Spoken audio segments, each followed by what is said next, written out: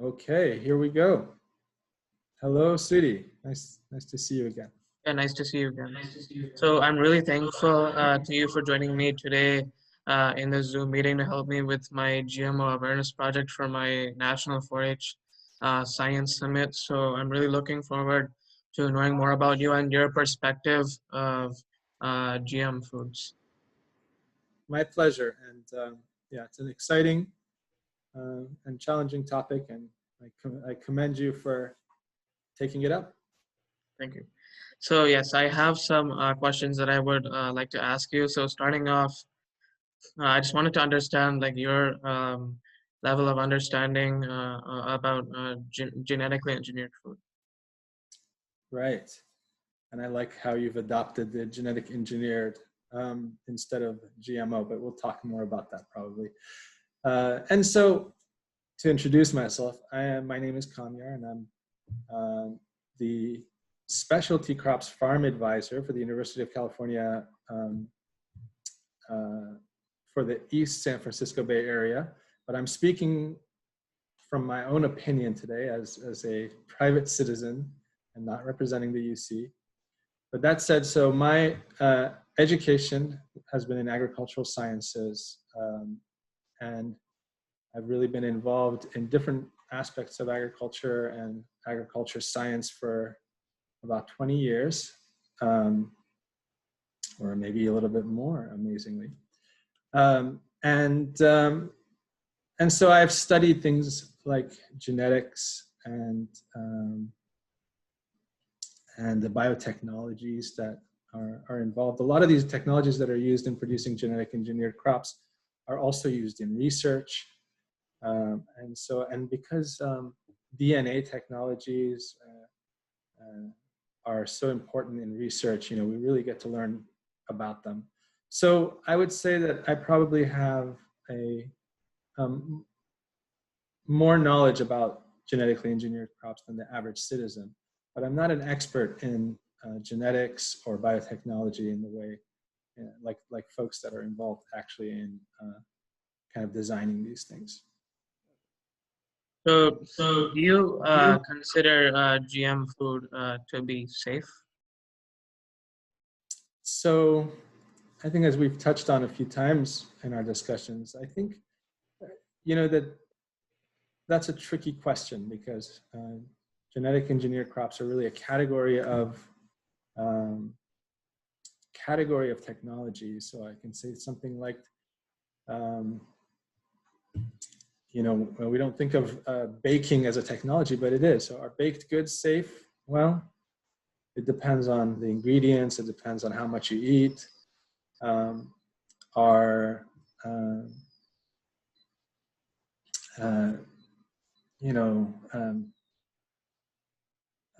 pesticides safe? Well, some people would think probably that no pesticides are safe, but there are organic pesticides you can buy that you can use in your home garden and have very little concern about toxicity.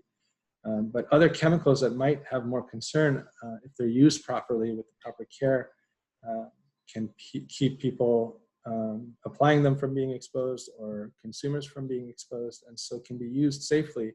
It's like, are cars safe? Well, there are some risks involved in cars, but we know that if we take precautions and if they're designed well and if they're tested, that they can be safe. But not all cars are the same. So I think overall we should try to avoid thinking about genetically engineered crops as one thing and whether they're safe or not safe. On the other hand, in general, I think the agencies we have to test and regulate these things say that they're safe. Of course, not everybody trusts the science or the agencies, but there's also the fact that they've been in the food stream for a couple of decades now. So we know that they aren't having any acute dangers, at least nothing that has come to light. And in terms of whether something can have an effect in a chronic level of constant exposure over time, again, the official testing and reporting suggests that that's not a problem. And certainly we don't see clear evidence for it, but sometimes people point out things like higher rates of cancer, and I don't know if there are higher rates of cancer compared to the past or not exactly, but even if there are so many different things in our world today, in our environment, that could potentially be contributing to such things. It's hard to know why there would be a reason to pinpoint genetically engineered crops. So that's a long way to answer, because I think it's a nuanced question, but in general, I think that the genetic technology that produces genetically engineered crops is safe in my mind, to the extent that I understand it, and I think it's even gotten more safe over time as the techniques have become more specific. Okay, so do you think there's enough information out there in the world available about genetically engineered foods? So that's right. There's so much information, and maybe there's some misinformation, but what is information and what is misinformation might depend on your point of view. I think there's obviously a lot of confusion of ideas, and so in some ways there's too much information, and there's some ways there's not enough, but I think what it really is that there's not enough good information. And it raises the question of how we can, when we deal with technologies that are very complex and require a lot of specialized knowledge to evaluate, how can we understand the risks personally when we are making personal choices? And if it's difficult to understand the risks, who do we trust? I think we'll have a chance to talk some more about that. But so I think we do need more information, but really good information and helpful information, rather than ideologically biased information and propaganda. Okay, so I was just wondering, do you read the food labels on food products? I definitely read food product labels, and mostly I read it for nutritional information. I also try to avoid chemical additives or colorings, not because I think that there's necessarily anything harmful about them. Again, these have gone through supposedly testing processes, but generally I think that I don't like highly processed foods, and I think those ingredients are not necessary. And I think that I can get plenty of good, nutritious food without having to get those additives in it too. Okay. So do you think that their GM foods have benefits? So do GM foods have benefits? So I think maybe we want to distinguish also, we say GM food or genetically engineered food versus crop.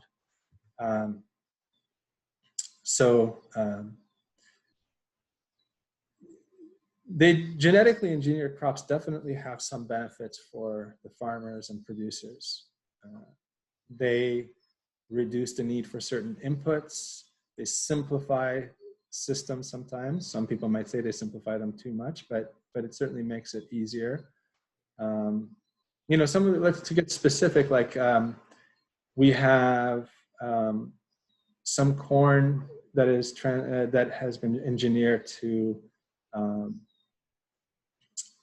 be resistant, to produce a toxin to certain caterpillars. And the toxin is very specific to the caterpillars. It doesn't affect other insects, and it doesn't affect people who eat the corn. So that reduces the need for spray, because farmers will always have to spray for corn earworm. That's the pest. And so that reduces sprays. Now there are also genetically engineered crops like corn and soy and canola that are resistant to the herbicide Roundup, which active ingredient is glyphosate. And so it's simpler for farmers to control weeds because they can just spray it over their crops and they don't have to, then they know that their crop isn't going to die, just the weeds that they don't want are going to die. But of course, that has led to spraying a lot of Roundup. And of course, I suspect that you would know that that's another public controversy as to whether Roundup is dangerous or how much of it is dangerous. I don't know that's necessarily the best style of biotechnology, so that you can just spray a lot of one thing. But it saves the farmers time and money and loss of crop in that process. So it has those benefits. Now there's another, if we consider engineered papaya trees in Hawaii that are engineered to resist a virus that almost wiped out the industry. That plant really saved the industry there and probably reduced costs considerably for North American consumers of papaya. And I think that similar idea has been applied now to squash. And viruses are just difficult diseases to control because they're usually spread by insects and you have to spray for the insects, but even if they just get in there for a minute, they can spread the virus. I think it's probably saved producers a lot and has offered new kind of benefits to consumers too. And I think also there is golden rice, which is a kind of rice that's been engineered to produce beta carotene. I'm not sure if it's beta carotene itself or the precursor, but in any case, and that had the potential, in places in the world where it was difficult for people to obtain enough vitamin A, so that it could benefit them. But it was never adopted as far as I know.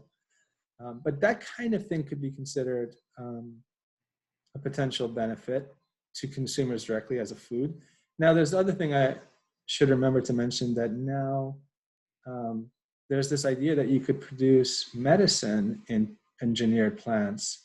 And in fact, I think one of the companies, or maybe more than one, that are working on a vaccine for the new novel coronavirus are considering mass producing it by engineering plants to produce it. And I think that's kind of a really interesting and neat prospect. It's been talked about a long time, and if it actually happens this time, it'll be interesting to see how it influences this discussion, because I think the way that plants produce proteins, this could be a very quick and relatively inexpensive way to produce a vaccine quickly and mass produce it. So, what do you think is the level of responsibility the farmers have to ensure that GM or genetically engineered food is safe? So that's an interesting question. I think farmers have both, I think, an ethical and a legal responsibility to produce safe food. And I think they definitely recognize that, every farmer I've known. I know that all the farmers I've known are everything they produce, they're willing to feed to their families. That said, I don't think it's the job of the farmer to make sure that the technology is safe. Just like agricultural chemicals which are used, a farmer is not in a position to determine the safety of some chemical. That's really the job of scientists and a regulatory agency. Essentially, it's the job of government. And it's just the same reason we have an EPA, Environmental Protection Agency, and we have a FDA,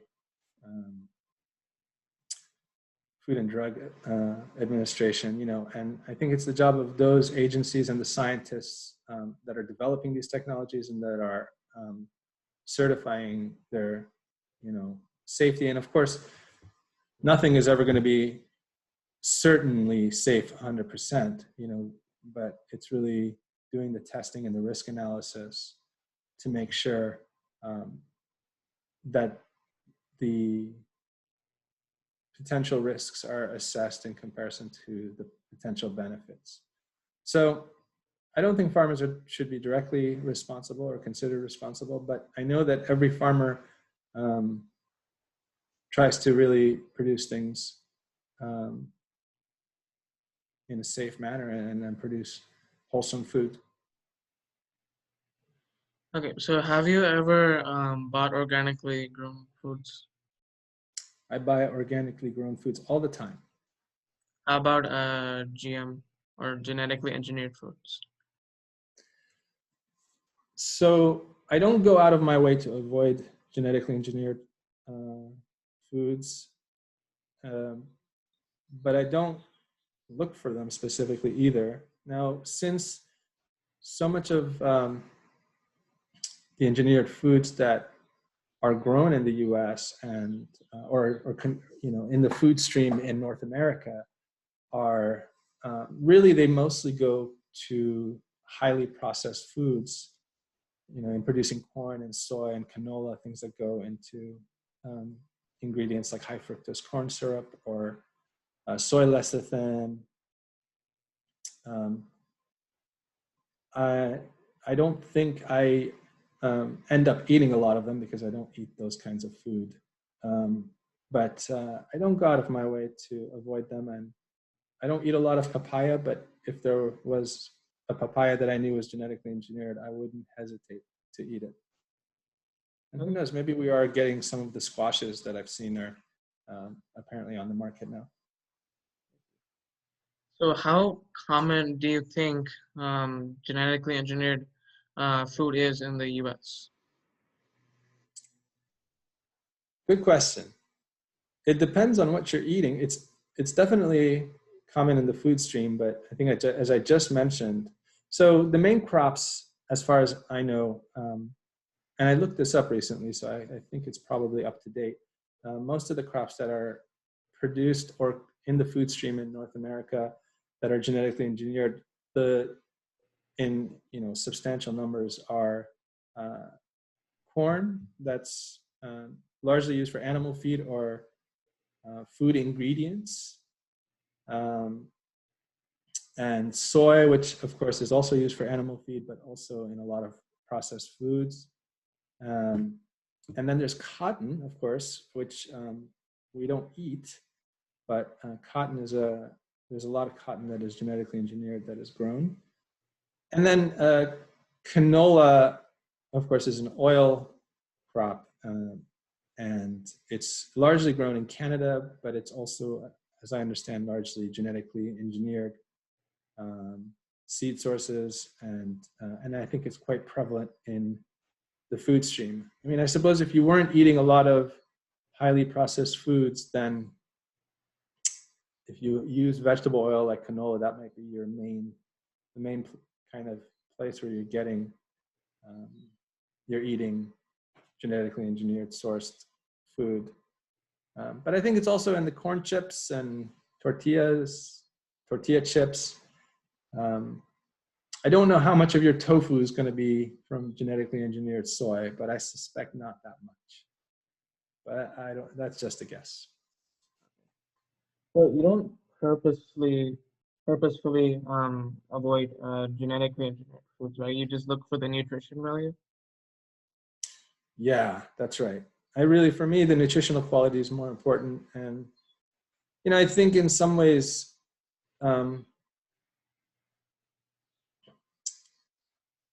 there's a bit of irony, I suppose, that, so many people are concerned about genetically engineered crops.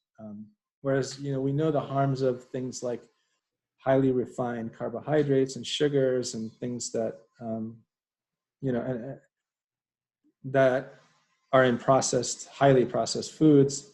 So if you were to avoid eating highly processed foods, which is probably better for you and it probably has more risks than genetically engineered crops do, then you would be avoiding genetically engineered crops by and large too. But that's not to say there's anything wrong with genetically engineered crops, because I think eating lots of squash and papaya might be really good for you. And so I think that, I think nutritional quality is an important part of how we should judge food. So do you also look at cost, or do you just look at nutrition value? So of course, everybody I think has to consider cost to some extent. Of course, and also we know that, you know, in our stores now there are really big cost differences. Organic, they always talk about the organic premium. You know, farmers kind of a lot of times talk about whether the organic premium is worth the extra production cost. You know, and that premium is the extra amount that consumers are willing to pay above the conventional. And the reason the conventional is cheaper is because the tools that are used in conventional farming, including the agricultural chemicals, both can boost production, like through fertilizers, but also in particular, you know, there's less labor involved because if you can't spray herbicide, then you have to send someone out there with a hose sometimes, you know, a lot of people out with hose. So there's more cost of production with organic. So, you know, I think that everybody balances cost and quality, I think, but I definitely think I put a high value on quality, and I wouldn't buy a food just because it's cheaper. I would consider what its quality is. And then if two things have the same quality, I would probably buy the cheaper one, of course. So do you think that labeling of genetically engineered food should be mandatory in our local grocery stores? You know, I don't really believe in mandatory labeling. Somebody once pointed out, and I thought it was a good argument, you know, we might, if we want to do that, we might as well then just label the food with all the different pesticides that were used to produce it, and all the labor practices that went into producing it. And maybe that information should be available to people somewhere. I don't know that it has to be on the label. Maybe in the future we can have, you know, one of these QR scan codes, and you can just scan it and get all the information about, like, you know, all the pesticides that were used and all the, whether it's got, you know, had fair labor practices, you know. One of the things that's interesting is that recent years we've had a lot of imports of things like organically produced foods, where it's really hard to know whether they're actually operating according to the practices we understand to be organic production, and what are the labor practices. You know, it gets into like a lot of other manufactured goods too. So, you know, I think until we have a better discussion and better information about what it means for plants to be genetically engineered and crops to be genetically engineered, I do agree with people who say it's just kind of, well, let's say I'm on the fence on that. So I can see why people would say that it makes it seem like there's something different or wrong with it. And it just seems arbitrary, right? Like, why not list all the pesticides? Or you know, whether there was backbreaking labor, as there often is associated with organic production, you know. On the other hand, I think openness is best, you know. I think when people see, yeah, maybe some producers should be more daring and say, here is this papaya that is produced with, that is genetically engineered, you know, it's been tested, it's safe, and it doesn't require pesticides in the same way, and it's delicious, you know. So I think if we're going to go to the path of labeling, we should have a good reasoning, and the reasoning that most people who advocate for labeling have, which is that GMOs are frankenfoods. You know, there's not real evidence behind that. It's kind of a very particular fear of technology, I think. So you said, oh, okay. I think I can't say that answer even for myself is a final answer. You know, it's a controversial and complicated subject.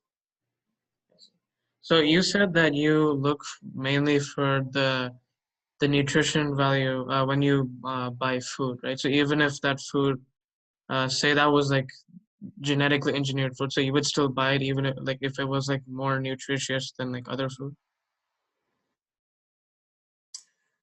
I think so. Now, that's a tricky question too, and I'll tell you why. Generally speaking, I think that nutritional quality should be something we really consider strongly. And if we could enhance a food, I think is what you're getting at with genetic engineering, I think we would really want to ask, sure, but do we really need to? And one of the wonders, I think, of living in a technologically advanced and economically advanced society has been that we have such an abundance of food, a diverse food, and so much fruits and vegetables are so widely available, and now they're even more available than they were 20, 30, 40 years ago, I think. And so in some ways we don't really need to enhance nutrition. We just need to eat a diversified diet, a balanced diet. Now, there's been that controversy around golden rice. People said, help people economically. Don't give them this frankenfood as a mandate or substitute. But, I don't agree with that. I think if there are truly children who are suffering because of malnutrition, then yes, absolutely try to give them economic development, but also help them be healthy and be a part of that economic development. And I think that, in some ways I wish that we could just bring golden rice, instead of just saying, oh, here, this is golden rice for you people in the poorer world or something like that. Just bring it into our stores. Let's eat it ourselves. The scientists who made it should just show up on, TV commercials eating it or something. I mean, I don't know. I'm kind of being playful here, but I think that's a really interesting, it was an interesting thing. And maybe it wasn't perfect. I don't know that it's necessarily that example. I don't know if the golden rice specifically, I don't know enough about it, but that idea, that concept, I think is reasonable, But like I said, thankfully we have so much diversity of food. We're really, what we probably need to figure out how to do is to eat fewer calories overall. I mean, those of us, unfortunately, we do have real hunger also in our society. So I don't want to forget about that. But for those of us who do have access to food, if we had access to more nutritious food that is available right now, I think we would be fine. So do you think the benefits of genetically engineered food outweigh its risks? That's a great question, and I think it's a great example to point out again that that we're not talking about one thing.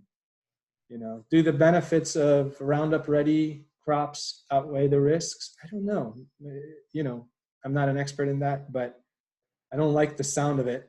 I don't like the sound of just being able to kind of spray a lot of one chemical constantly on a field. So in that case, again, I'm not the expert, so I don't know what the real test results are, how much of it ends up actually as residue in the food. But that certainly seems to me like the kind of example where we would say, maybe not. Now with virus-resistant papaya, absolutely. There's other technologies that could be helpful to deal with things too. And there are biotechnologies now that are not necessarily genetically engineered crops, but I think biotechnologies are an important tool for us. And I think the best genetically engineered crops have not yet been invented, or maybe some of them have been invented but not adopted. What we have right now really is, in my opinion, and this is purely my opinion, I think the technologies that are in use now are kind of primitive. And I think the future will bring much more exciting possibilities within genetic engineered crops. So now to sum up everything, what is like your overall opinion of genetically engineered food? My overall opinion, I think, is that I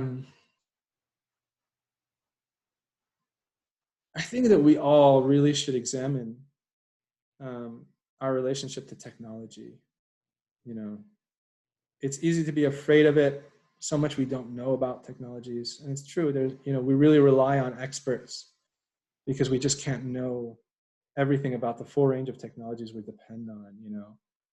How the electricity gets to our house, how the water gets there, how does the food get to our grocery store shelves, what's in it, uh, what's in our clothing, what kind of labor produced it, were people harmed in the process of producing our phones? Where are the metals from? Are the metals bad for the environment? There's so much of these things that, it's hard for us. None of us are going to be able to go do the research ourselves to know for sure. And so we really need to cultivate a culture with strong journalism and strong institutions that we can trust. I think we all need to really think about what really matters, what we are really worried about when people are worried about genetically engineered crops. What is it that they're afraid of? We have a lot of notions around purity and naturalness. They're not all bad notions. I mean, there is certainly integrity in nature, and I don't know about purity. Purity is kind of a myth in my mind. Nothing is really pure, at least not, and not very much useful is.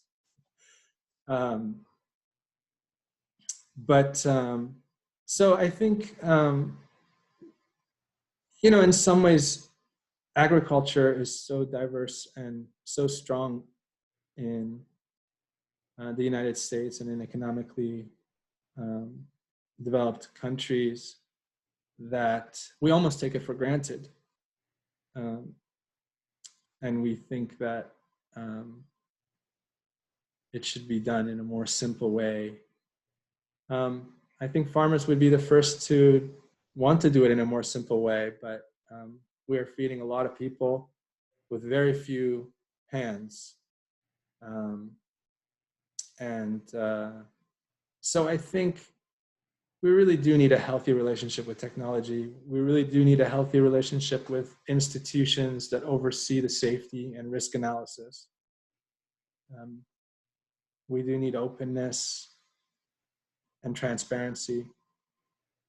And I think it's a very difficult subject that will continue to be controversial for some years to come. But I think there are real opportunities to grow through this conversation. It's one of the great ideological divides of the 21st century. And I think it'll be a source of a lot of, hopefully not just arguments and contention, but also, an opportunity to really grow and learn what it means to be a technologically advanced society and to do it well and responsibly and beautifully. So now for my final question. So I was just wondering what's the best way to reach to my community, and not like, again, like in terms of like how to actually do it like with Zoom meetings and all that kind of thing, but like in terms of like passing on the right information or the necessary information that at least that'll give everyone the like knowledge of genetically engineered foods so that they can make decisions based on that, to like what to do and stuff, but like whether to buy GM food or not. So I was just wondering what's the best way. That is the golden question, of course, because many people before you and in big corporations and in government and in science institutions have been wondering exactly how to do that, and it's a challenge. So, like I said, I give you a lot of credit for taking on a difficult topic, but an exciting one too. I think one thing. My thought is that we can have the best conversations when we are best informed ourselves. So informing yourself as much as possible, really knowing what um, kinds of technologies, genetically engineered technologies are out there. Now, and if you're interested, it would be a nice bonus to learn some about genetics. But so just generally trying to be informed, trying to be open-minded. I think the other thing, we all really need to do is to think about how our values express themselves in terms of opinions and positions regarding certain things that maybe we don't know that much about, right? We're so sure. I mean, so many people are so sure that genetically engineered crops are frankenfoods and dangerous. I would try to, um, gently and thoughtfully ask them, what is it, how much do you really know? And what is it that really worries you about these things? And try to have conversations that will help people see what they're really concerned about, and what might be keeping them from having a more open mind. That said, I think it's a tough topic. So, keep an open mind, experiment, and appreciate the fact that you are constantly learning. I'm still learning what's the best way to talk about genetically engineered crops with people, which can be a very emotional topic.